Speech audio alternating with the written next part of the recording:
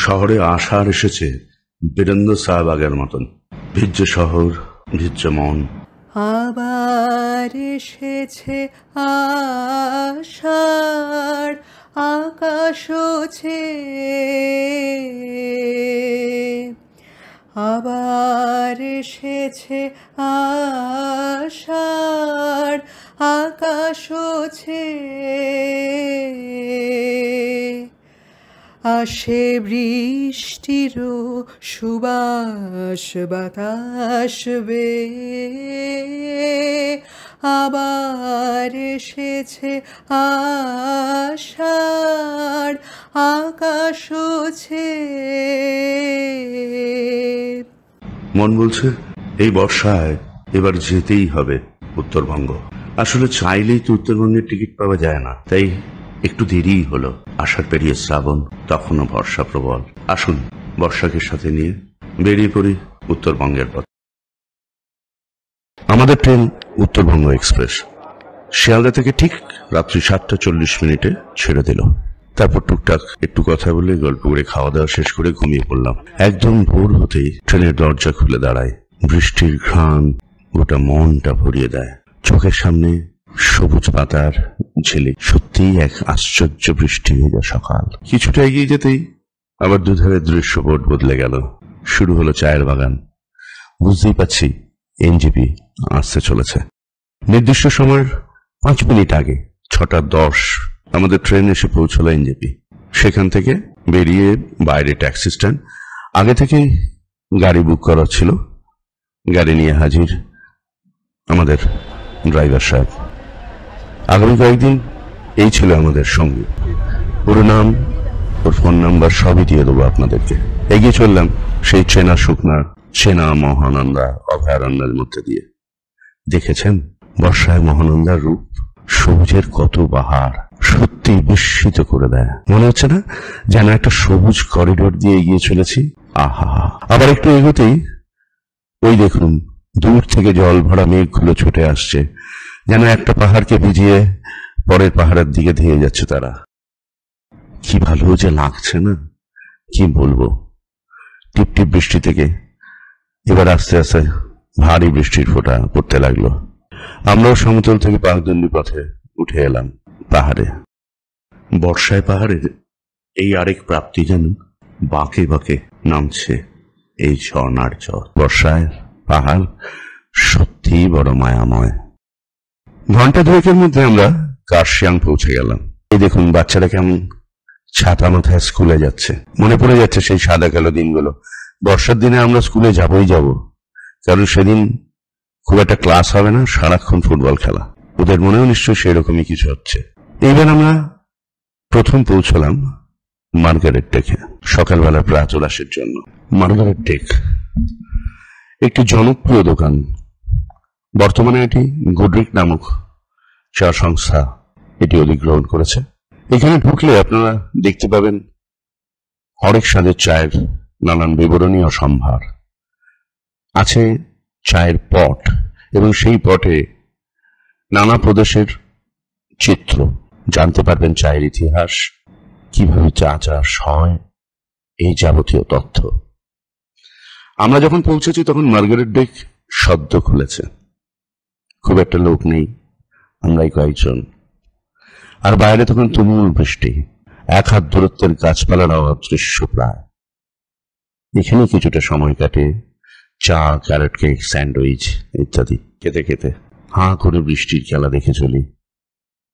কখনো একটু বৃষ্টি থামে, মেঘেরা গাভীর মতন চলে, এক ঝলক রোদের ঝলকানি, তারপর আবার বৃষ্টি। মেঘেরা যেভাবে ছুটে যায় পাহাড়ের কাছে, তার বুকে আছড়ে পড়ে। বৃষ্টি যেভাবে ভিজিয়ে দেয় গাছপালাকে, দেখে মনে হয় ওরা পরস্পর কথা বলে চলে। তোমার মতন কেউ ডাকে না, কেউ ডাকে না এমন করে। শিখর থেকে সেগুন রেণু বাতাস মেখে পড়ছে ঝরে। বুকের উপর, মুখের উপর মৌগন্ধ পড়ছে ঝরে। এমন ভাবে কেউ ডাকে না, কেউ ডাকে না এমন করে। মার্গারেট ডেক থেকে বেরিয়ে আমরা এগিয়ে চললাম আমাদের পরের গন্তব্য কার্শিয়াং টুরিস্ট লজের দিকে। সেখানেই আজকে আমাদের রাত্রিবাস। মাত্র 25 মিনিটের পথ, অথচ তখনও জানি না এই 25 মিনিট অতিক্রম করতে আমাদের 2 ঘন্টা 25 মিনিট লাগবে। এই যে জ্যামে আটকেই আছি জানো। যাই হোক, আমরা এসে পৌঁছলাম কার্শিয়াং টুরিস্ট লজ। এই হচ্ছে আমাদের ঘর। দেখুন, ডান দিকে একটা আলমারি আছে, একটা বড় ডাবল বেড খাট, তার দুপাশে 2টো টেবিল, 2টো চেয়ার আর একটা টেবিল, টিভি আছে, এখানে একটা ডেস্ক আছে, বাথরুম ঝা চকচকে। আর এই সোজা জানলা দিয়ে সামনের পাহাড় এবং ভ্যালি দেখা যায়, আর ডান দিকে কাঞ্চনজঙ্ঘা। আজ অবশ্য কিছুই দেখা যাচ্ছে না, তারা সকলেই অদৃশ্য জাদুকর মেঘের জন্য। সারাদিন ধরে প্রবল বৃষ্টি, তাই কোথাও আর যাওয়ার নেই।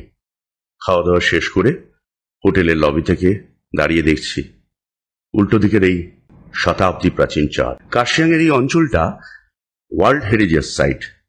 এখানে ওই চার্চের আশেপাশে অনেক পুরনো ব্রিটিশ বাংলো আছে, কিন্তু ওই যে বৃষ্টি, কোথায় আর যাই বলুন। তারপরে ঝপ করে সন্ধে নেমে এলো। দেখুন কেমন একটা নীলচে আলো গোটা চরাচর জুড়ে। আর ওই দেখুন সাদা মেঘগুলো তুলোর মতন পাহাড়ের বুকে আটকে আছে। আস্তে আস্তে পাহাড়ের ঘরে আলো জ্বলছে, যেভাবে জোনাকি জলে। দাঁড়িয়ে থাকি। এই পুরাতন হৃদয় আমার আজি পুলকে দুলিয়া উঠেছে আবার বাজি। নূতন মেঘের ঘনিমার পানেছে রহিয়া রহিয়া বিপুল মাঠের পরে নবতৃণ দলে বাদলের ছায়া পড়ে। রহিয়া রহিয়া বিপুল মাঠের পরে নবতৃণ দলে বাদলের ছায়া পড়ে।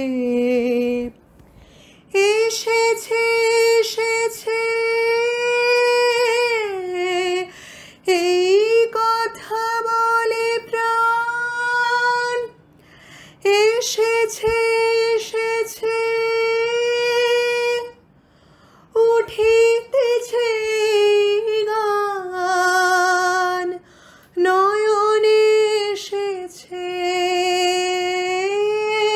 হৃদয়ে এসেছে ধেয়ে, আবার এসেছে আষাঢ় আকাশ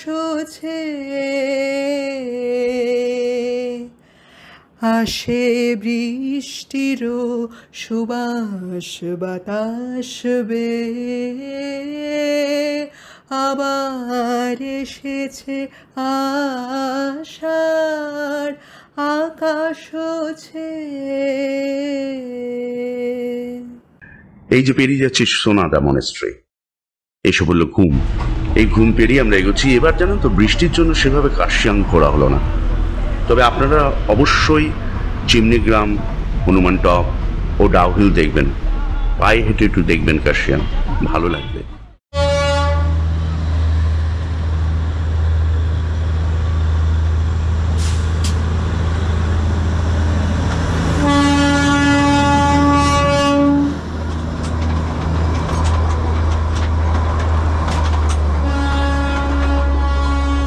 এই আমরা এসে পড়লাম বাতাসিয়া লুপ।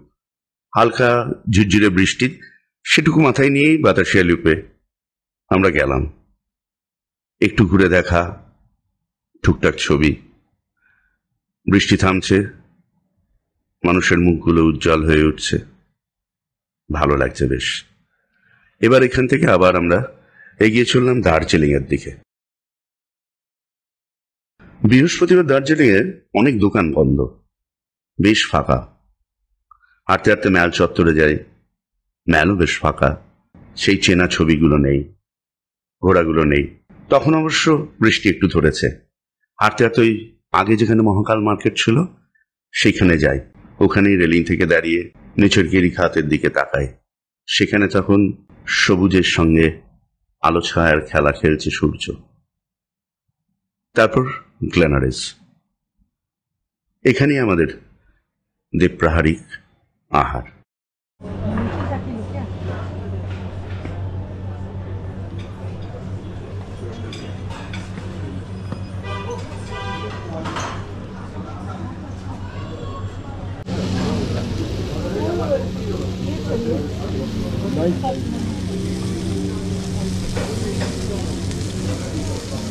দুপুরের খাওয়া দাওয়া শেষ করে আবার আমাদের যাত্রা শুরু হলো। কি চমক যে লুকিয়ে আছে তখনও জানা ছিল না, জানেন। ঘুম পেরিয়ে আমরা ঢুকে গেলাম বাঁ দিকে, ধরলাম মংপু রোড। এই রাস্তায় এর আগে কখনো আসিনি আমি। বর্ষায় পাহাড় আবার আমাকে ছিটকে দিল। রাস্তাটা দেখুন, এক অলৌকিক প্রেমের ফ্রেম মনে হচ্ছে। গাড়ির ডেকে তখন গান ধরেছে আশা ভোসলে, না জানে কিউ দিল ভর গয়া। সত্যি মনে হচ্ছে এক আশ্চর্য পৃথিবীতে এসে পড়েছে, যেখানে ভোরের কাগজে কোনো হত্যাকাণ্ড নেই, মানুষে মানুষে খুনো খুনি নেই। চোখের জলে ঝাপটা লাগে মাঝে মাঝে। মনে পড়ে এই কয়েক বছরের মধ্যে আমি বেশ কয়েকবার পাহাড়ে এসেছি, অথচ আমার বাবা মা একবারও পাহাড় না দেখে চলে গেছে। এবার মংপু মোড় থেকে আমরা ডান দিকে ঢুকে গেলাম। এই যে সামনে দেখছেন, এটা হচ্ছে দার্জিলিং ইউনিভার্সিটির প্রস্তাবিত জমি। শুধু প্রবেশদ্বারটা তৈরি হয়ে থেমে গেছে, পুরোটাই স্থগিত। অবশ্য স্কুল কলেজে যে রাজ্যে বন্ধ হতে চলেছে, সেখানে ইউনিভার্সিটি যে এরকম হবে এটাই তো স্বাভাবিক, তাই না? এসে পৌঁছলাম যোগীঘাট, এক ছুটে রিয়াং নদীর কাছে। জানেন, এই রিয়াং নদীর কথা প্রথম পড়েছি শক্তির কবিতায়। নামটা যতদূর মনে হচ্ছে তখনও রিয়াং খোলা থাকে। এই যে এসে পৌঁছচ্ছি রিয়াং এর কাছে।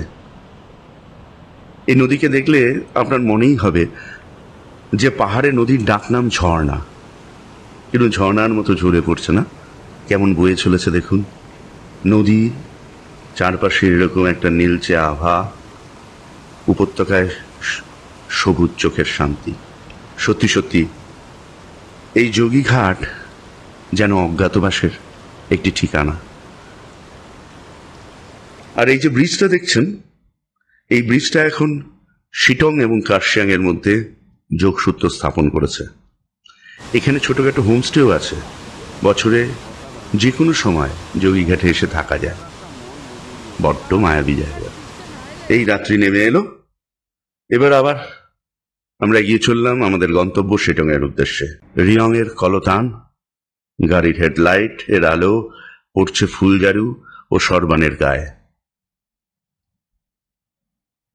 একেই বোধহয় ভয়ঙ্কর সুন্দর বলে, তাই না? যাই হোক, আমরা একটু এগিয়ে একটা স্থানীয় দোকানে একটু দাঁড়ালাম।